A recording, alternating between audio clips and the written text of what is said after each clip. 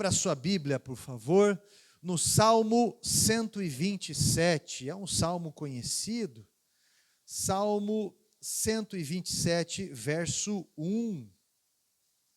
O livro de Salmos, os cânticos que há nos Salmos, eles são fruto de um relacionamento do homem com Deus, de Deus com o homem. E é muito importante você entender que o livro de Salmos, ou Salmos, desculpe, eles são as expressões mais próximas da vivência que nós temos hoje, porque ele vai trazer a prática da expressão do sofrimento humano diante de Deus. São orações, são poesias, são corações espremidos que foram expressados para Deus. Olha só, Salmo 127, verso 1 diz assim: se o Senhor não edificar a casa, em vão trabalham os que a edificam. Se o Senhor não guardar a cidade, em vão vigia a sentinela. Assente-se, por favor. Na semana passada, que nós iniciamos essa campanha, foi iniciado falando sobre a angústia espiritual. Hoje será falado sobre a angústia familiar. Nós vamos orar pela angústia familiar. E olha só, quando eu falo nós vamos falar sobre a angústia familiar, basicamente a mensagem ela não vai lidar com os problemas na tua família.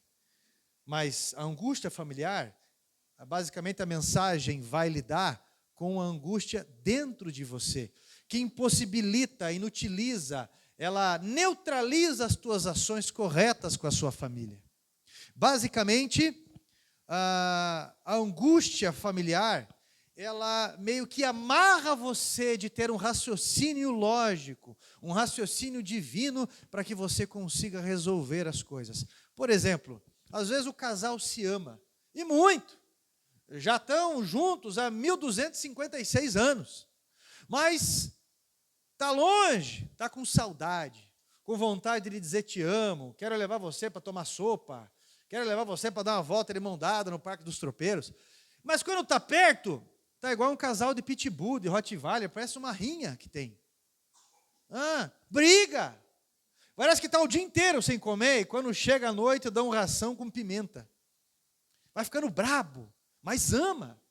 O problema é a angústia dentro, que parece um vulcão próximo a entrar em erupção. Existe algo ali muito danificado, magoado, e que às vezes não começou no relacionamento, às vezes veio na criação, às vezes vem de uma rotina, às vezes vem do tóxico forte que é ao redor.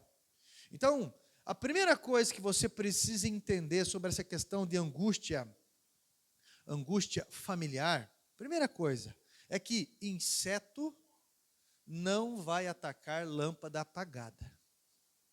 É a lâmpada acesa que os insetos atacam. Isso é, você precisa entender que pelo fato de Deus ter um grande propósito na tua vida e um grande propósito na tua existência, na tua família, é por isso que Satanás se levanta. Satanás se levantou contra você desde o ventre da tua mãe, desde a tua meninice. Satanás se levantou com você em todas as fases da sua vida.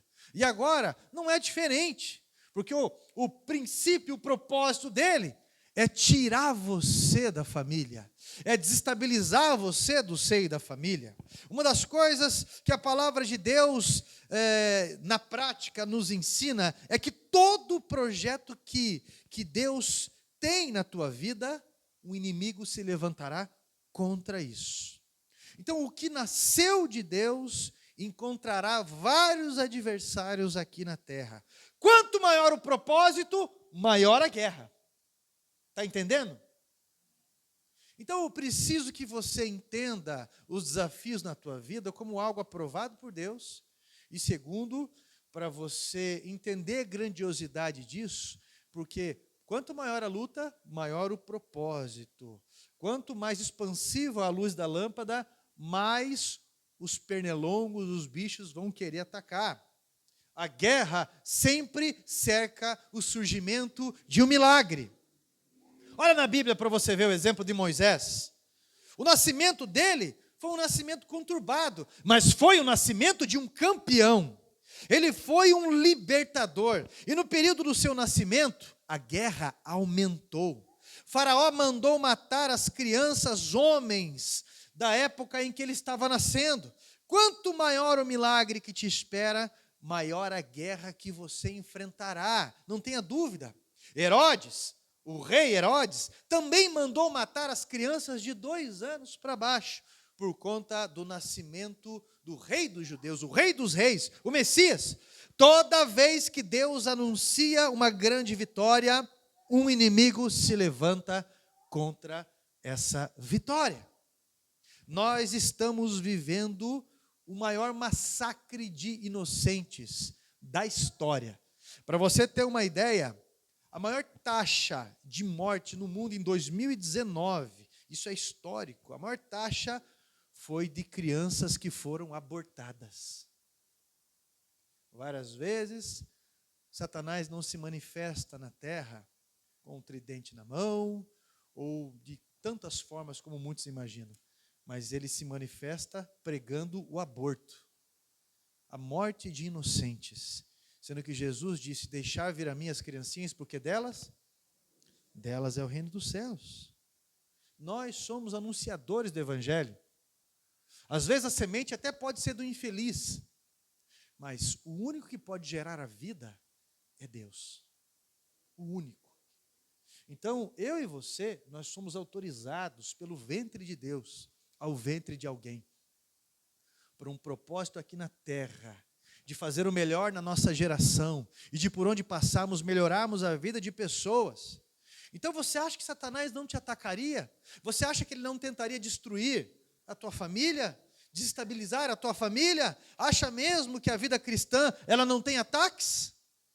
Como nós vimos Faraó, Herodes, e estamos acompanhando notícias, querendo colocar como lei o direito de matar inocentes indefesos, o direito de abortar, institucionalizar o pecado. Meu irmão, a vida é projeto de Deus, família é projeto de Deus antes da queda do homem. Então nasceu do céu. Vida só pode vir de Deus. Mas o papel de Satanás na terra é tentar convencer pessoas. Satanás tenta convencer você a abandonar a sua família. Satanás tenta convencer você a ir contra a palavra de Deus. Ele tenta fazer você fugir do propósito, porque o ataque maligno tem 3 objetivos: roubar, matar e destruir. Essa é a ideia dele. Então, ele vai tentá-los convencer, ele vai nos tentar a convencer. E quando ele não consegue fazer com que a gente tire a vida da outra pessoa, ele tenta nos convencer a tirar a própria vida. Eu não vou nem perguntar aqui, porque não há lógica de você querer responder. Eu digo perguntar para que você levante a mão. Eu não quero que você levante a mão. Mas na cabeça de quantos aqui já passou a ideia: tira a tua vida? Não precisa levantar a mão.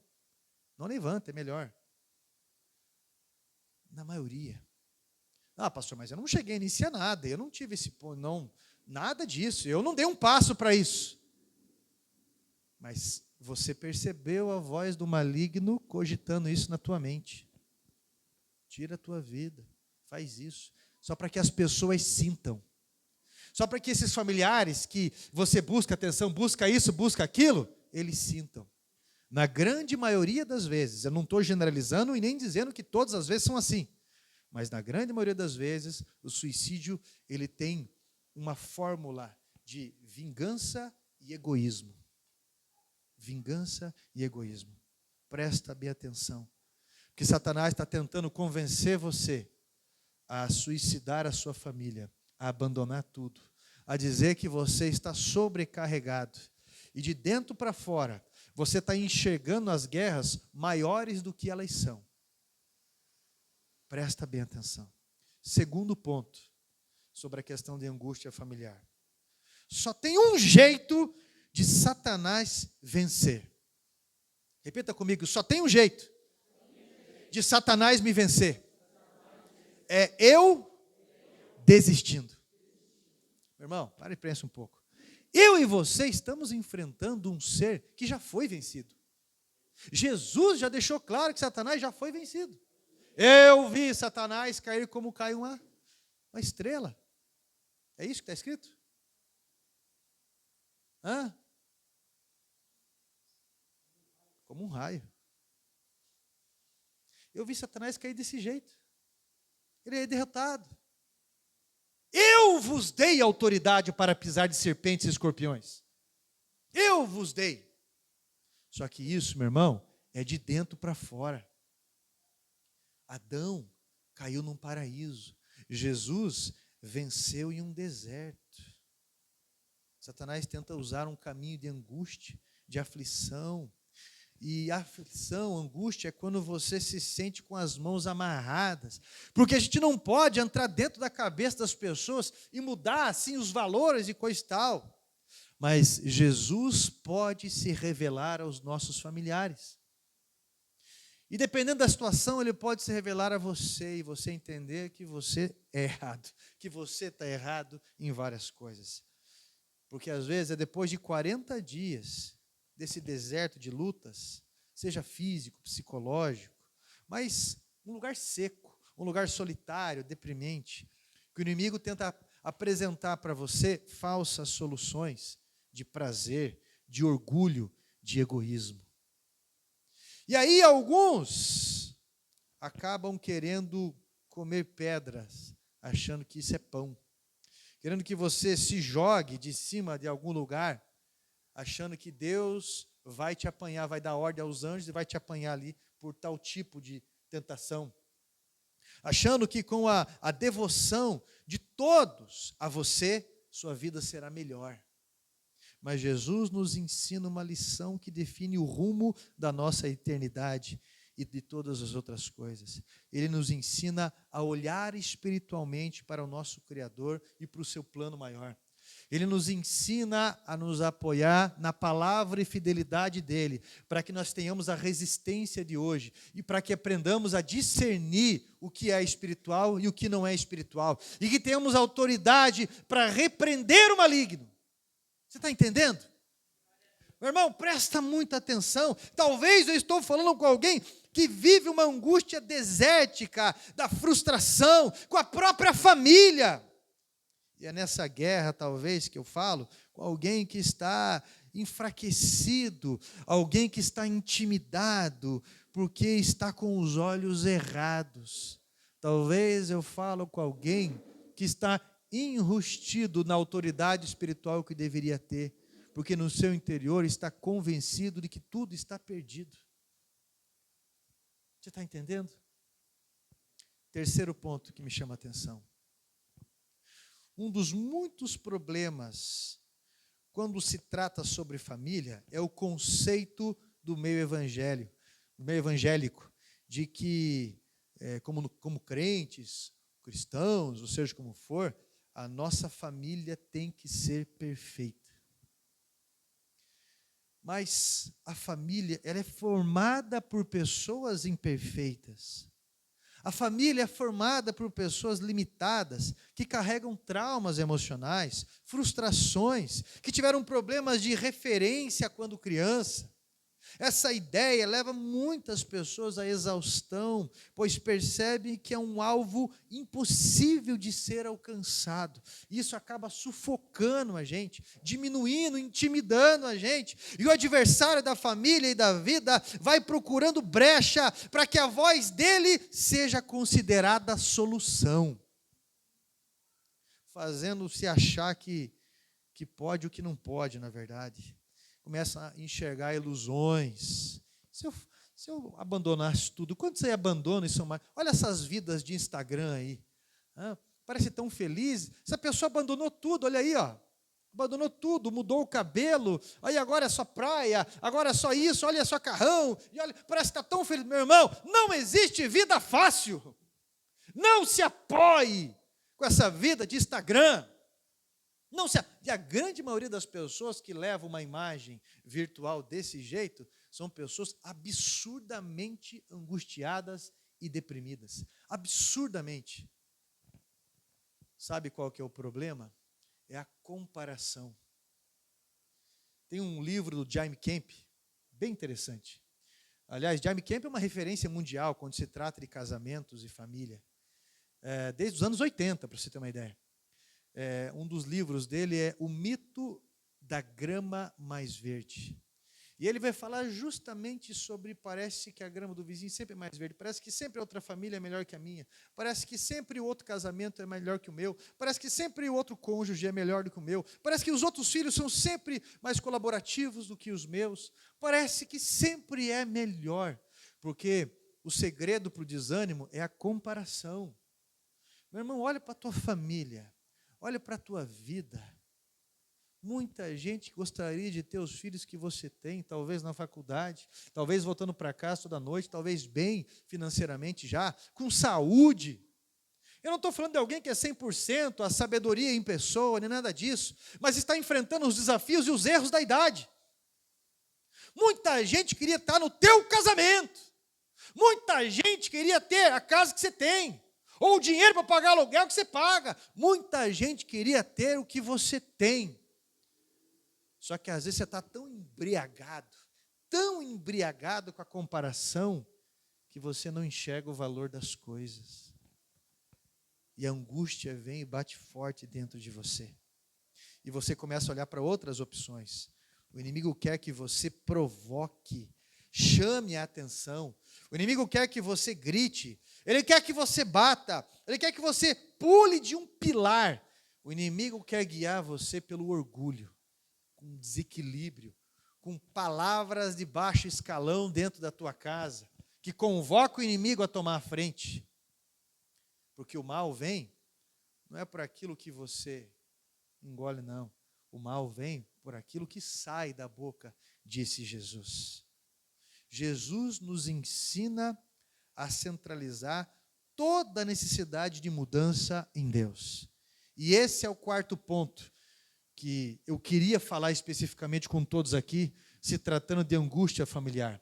Quando eu falo de angústia familiar, não é o jeito que você vai ter que tratar o teu pai, a tua mulher, não, é algo interno, que precisa ser colocado no eixo, as engrenagens precisam se ajustar, para que você tenha condições de levantar e enfrentar esses desafios. Quarto ponto, você deve aprender a entregar o coração dos seus familiares para Deus. Senão você nunca vai deixar de existir com essa angústia que te mata. Você nunca vai deixar. Salmo 127, verso 1. Se o Senhor não edificar a casa, em vão vai ter todo o trabalho. Tem um pastor, amigo nosso, Campo Largo, foi pastor de superintendência, pastor de pastores, pastor de várias igrejas.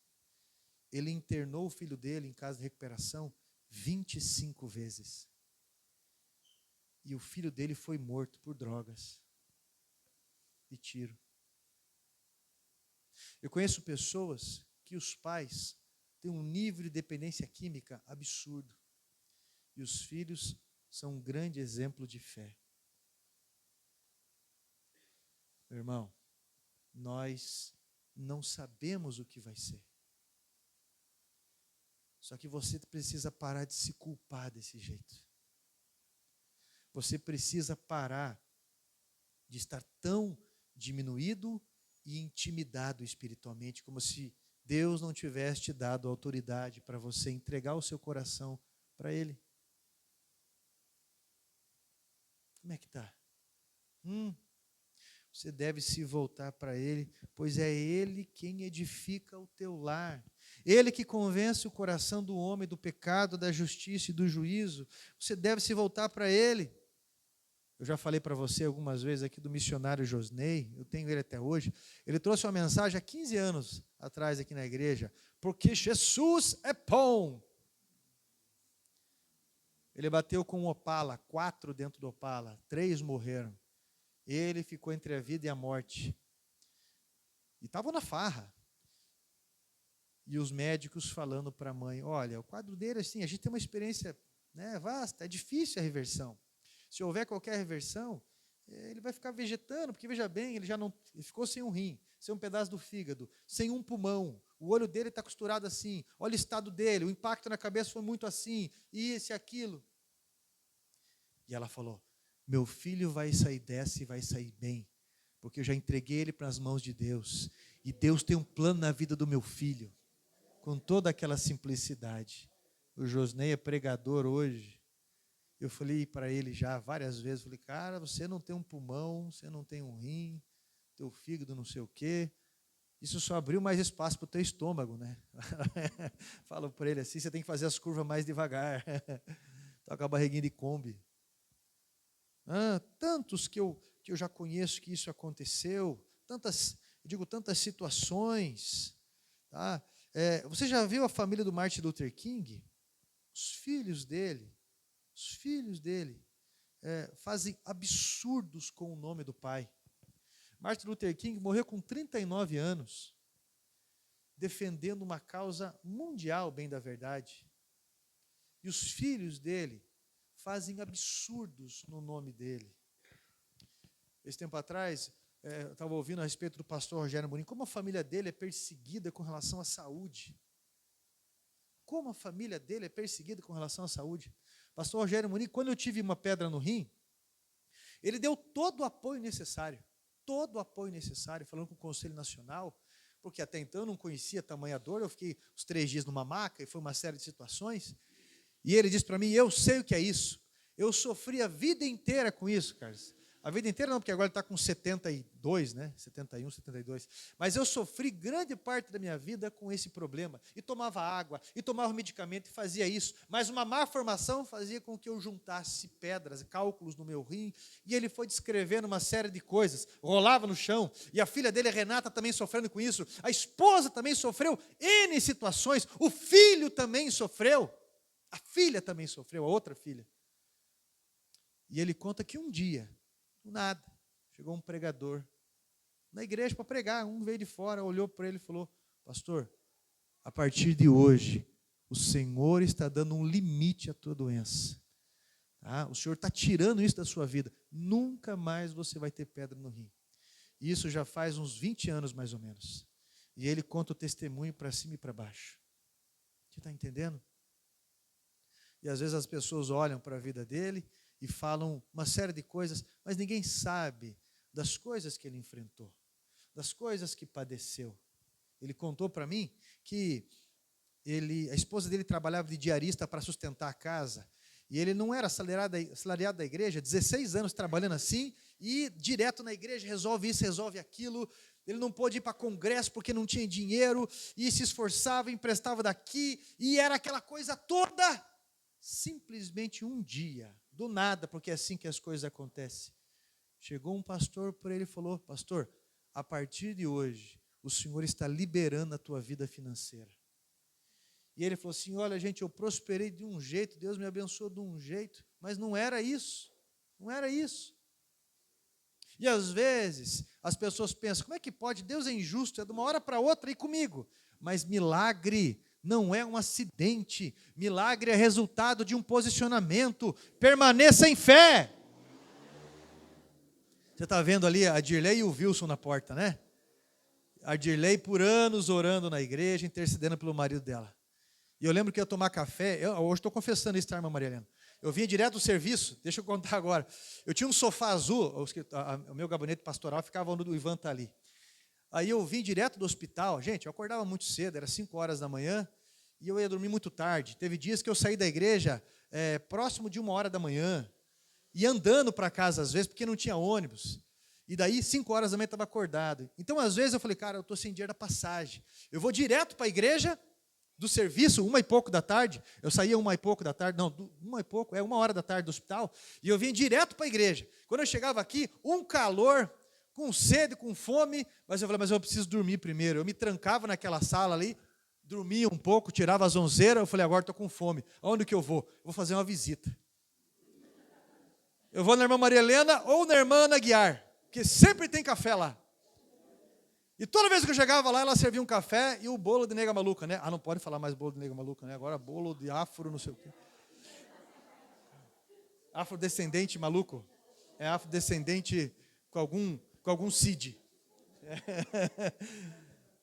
Meu irmão! Aí eu voltava mais tranquilo, né? Eu voltava mais tranquilo.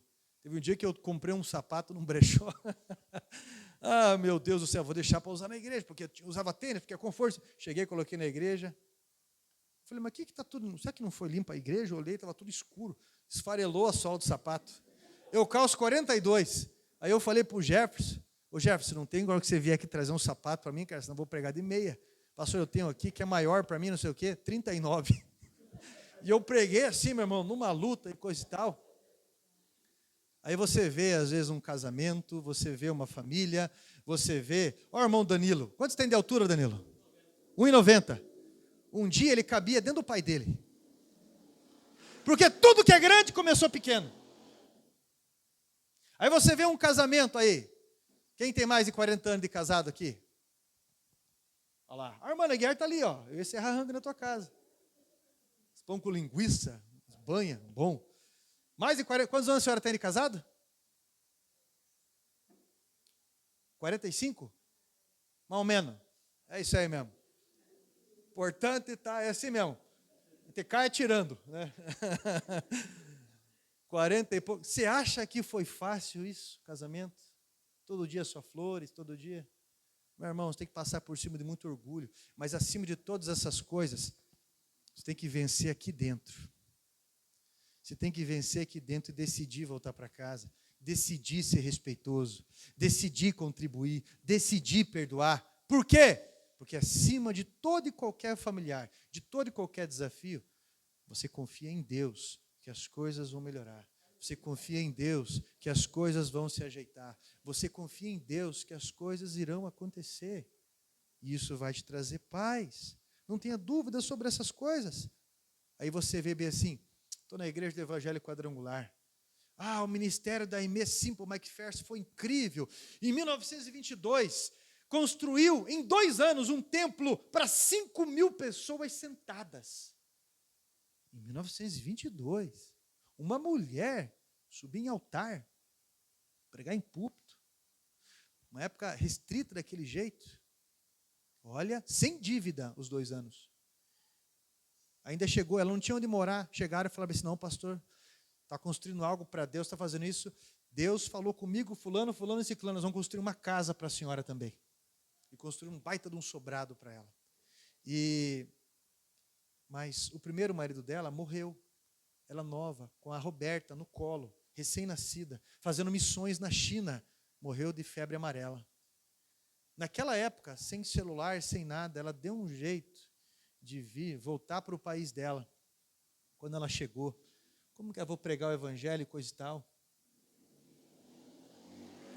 Viúva, nova, com filho, casou de novo. E o marido, de uma forma indireta, é o seguinte, você não vai servir a Deus. É bonitinho, fé e coisa e tal, mas você é minha esposa. E ela falou para ele um dia, já fizemos do teu jeito, vamos fazer do meu jeito? Porque Deus deixou bem claro para ela, que a vida dela era inútil, se ela não se voltasse para Deus. E ele deixou dela. Ele voltou depois, ele tentou mais uma vez, depois ele falou, não adianta, a tua vida chama muita atenção. E ele deixou dela. Eu já li várias biografias sobre a Aimee. E quando ela já estava próximo dos seus 50 anos, ela casou de novo. Ficou 1 ano casado. E o marido dela chegou para ela e falou bem assim, escute, você é o centro das atenções onde a gente vai. Não tem como conviver com você. Tua vida é da igreja, nada mais. É toda hora, todo mundo te ligando, te chamando, pedindo. Não tem como conviver com você, não. Você não tem tempo para ser minha esposa, não. E abandonou ela também. Ela, com 54 anos, eu postei essa semana no meu status. O pastor Cláudio Duarte postou ela, inclusive. A última mensagem dela, onde várias pessoas foram curadas e salvas. No outro dia ela faleceu com 54 anos de idade. E algumas pessoas pensam, é fácil. É fácil. Robert, no país de Gales, depois de muitos anos pregando o evangelho, foi onde começou o avivamento antes de chegar na rua Azusa, para você ter uma ideia.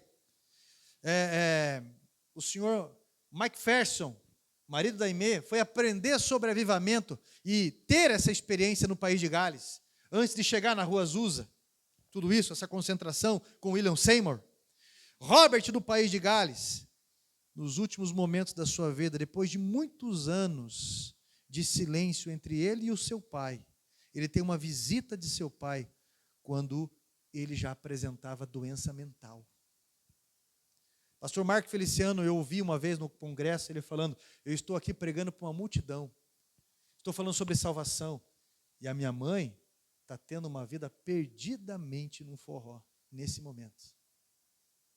Agora ela se batizou, graças a Deus. Olha o drama da família de Jesus, que achava que Jesus era louco, gente. Quando Jesus chegou e falou que era o Messias, achavam que ele era louco. Foram até o templo, foram chamar.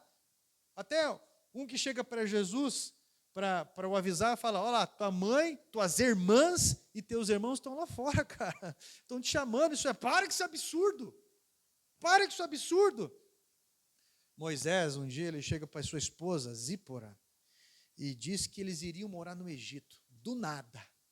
Estavam bem lá nos familiares dela, com o sogro e tudo mais, em Midian. Nós vamos lá para o Egito. O quê? No meio daquele BO, onde o teu povo é escravo? Você vai para lá onde você matou um cara e você saiu lá com pedido de prisão preventiva? Você vai levar a tua família para lá, nós estamos bem aqui. Não, e tem mais uma. No meio da viagem, ele chamou ela e falou assim: aí é o seguinte, nós vamos ter que circuncidar o piá. O quê? Imagina um azedume de Zípora, devia ser aquelas mulheres bem opiniosas. Pois Moisés adoeceu e a vida dele não teria sentido. Deus iria recolher, porque foi Deus que foi. E ele deixou bem claro que foi Deus que foi ali para matar Moisés. Pode parecer meio louco isso. Então Zípora teve que tomar a atitude de cortar o prepúcio do seu filho, de circuncidar o seu filho e de pegar aquela parte e ainda colocar nos pés do marido e falou: para mim hoje você é marido de sangue. Se fosse Moisés que tivesse feito isso, ela poderia se tornar uma mulher amarga de tudo para sempre. Mas chegou um momento que ela teve que agir para poder salvar o seu marido, o seu casamento e tantas coisas assim. Porque a gente precisa estar bem resolvido dentro da gente. Chega um momento que Moisés entrega seus familiares para Deus. Entrega o azedume do seu casamento para Deus. Entrega a condição dos seus filhos para Deus. Olha o drama que as famílias estão vivendo hoje. Você não encontrará cristão que não enfrente drama familiar em alguma parte da sua família. Você não encontrará. Todos esses que eu testemunhei venceram porque olharam na dependência de um Deus que pode fazer tudo. Pode fazer tudo. Por isso, essas pessoas, elas alcançaram o objetivo porque não desistiram, porque não tiraram a própria vida, porque não abandonaram o seu ministério, porque não abandonaram a sua família, apenas encontraram a paz que excede todo o entendimento. Algo interno e que nada sai do controle, porque o Senhor tem guardado, é uma paz que ela não está dentro, ela está ao redor, guardando para que as coisas não turbulem dentro dela. Deus está ensinando coisas preciosas e eternas para você nesse deserto. Deuteronômio 8:2 diz assim: e te lembrarás de todo o caminho pelo qual o Senhor teu Deus te guiou no deserto esses 40 anos, para te humilhar, para te tentar, para saber o que estava no seu coração, se guardarias os mandamentos ou não. Esse deserto é uma escola que está te ensinando a dependência de Deus, que ensina a humildade para mim e para você. Você viu? Isso é um sinal, gente, o GPS. Que ensina a humildade no meio do deserto, né, Fábio? Deus nos ensina a ser grande dentro da simplicidade. E os teus olhos estiverem no deserto, se os teus olhos estiverem no deserto, você morrerá. Se os teus olhos estiverem na terra prometida, ainda que você passe pelo deserto, meu irmão, vai ser só um lugar de passagem. Só um lugar de passagem e você vai continuar caminhando. Porque sabe que após a tentação, sabe que após a cada prova, os anjos virão te servir. Quem endireitará o caminho dos teus familiares é o próprio Deus. Confie o coração deles a Deus. Salmo 121, verso 1 e 2 diz assim: eleva os meus olhos para os montes. De onde virá o meu socorro? O meu socorro vem do Senhor, que criou os céus e a... O que você está passando é meramente espiritual. Existem muitas brechas, existem muitos feiticeiros que trabalham contra o projeto de Deus na tua vida. Afaste-se do orgulho e não deixe Satanás o vencer. Eleve os teus olhos a Deus e o seu coração descansará nele. É Ele quem edifica o teu lar. É Ele que levanta, é Ele quem rebaixa. Deus resiste ao soberbo, Deus dá graça ao humilde, é Deus que faz isso. E talvez eu falo com alguém que hoje pode ser uma pessoa salva, porque reconhece o seu orgulho, reconhece a sua dureza de coração, reconhece a sua soberba. Provérbio 16, 3. Confia ao Senhor as tuas obras, e os desígnios serão estabelecidos. Deus quer te sarar de algo interno. Provérbios 4, versículo 23. De tudo que deve guardar, guarda o teu coração, porque dele procede as fontes da vida. Deus irá imunizar o seu coração dessa angústia, porque você migrará a sua esperança de pessoas em uma esperança em Deus, que pode mudar todas as condições. Seu humor irá mudar, a sua disposição irá mudar, porque se há uma coisa que eu conheço e que eu confio, é que Deus honra a oração de uma mãe, Deus honra a oração de um pai, Deus honra a oração de um marido, Deus honra a oração de uma esposa, Deus honra a oração de filhos, Deus honra a oração. Deus não vai te abandonar, e hoje Ele quer libertar você dessa angústia familiar, que fica ecoando na tua mente a todo momento, dizendo que Satanás é um mentiroso, e que Deus já cuidou de tudo. Se coloque em pé em nome de Jesus. Isso. Amém? Então eu quero que você coloque a mão no teu peito assim, quero que você ore comigo assim, diga assim: Deus Todo-Poderoso, eu tenho certeza que o Senhor já tem cuidado de tudo. Eu confesso ao Senhor a minha incapacidade, porque só o Senhor pode dar ânimo, só o Senhor pode edificar o meu lar. Eu não posso mudar o que passou, mas eu tenho certeza que as coisas podem melhorar daqui para frente. Cria em mim, Senhor, um coração que te agrada. Abre os meus olhos do ângulo que eu tenho que enxergar, pois em tuas mãos eu entrego o coração dos meus familiares, e eu confesso os erros que me incomodaram diante desta mensagem, em nome de Jesus.